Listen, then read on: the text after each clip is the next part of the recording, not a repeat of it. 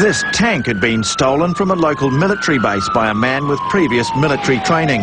No one knows for sure what he was trying to do, but the theory is that he was heading for government buildings in downtown San Diego. The scary part was that it was obvious that the suspect was familiar with the tank.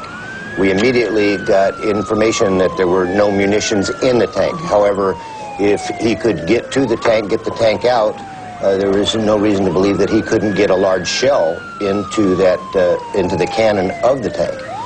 In those films, you see all the vehicles behind, which are all police vehicles, keeping the public at a safe distance.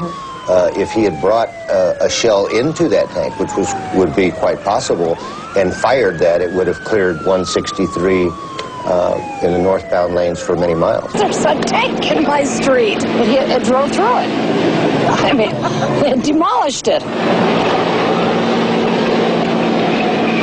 It was my van. Yeah, he pushed it all the way down here. He wanted to do it. He saw it in his eyes. He was having a good time, so.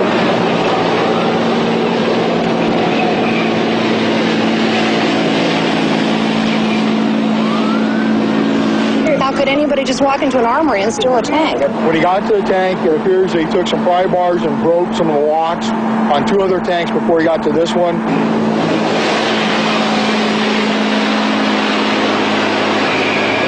Put a tanker bar. We can stop it with a tanker bar. The police weigh up their options. One was to enter the compartment not knowing if the individual was armed. 2, they could have used gas. They thought about it, they decided not to.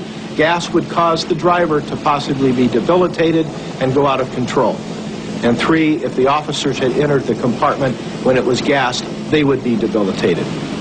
The next decision was, should we use lethal force? The officers decided yes, and that's exactly what they did.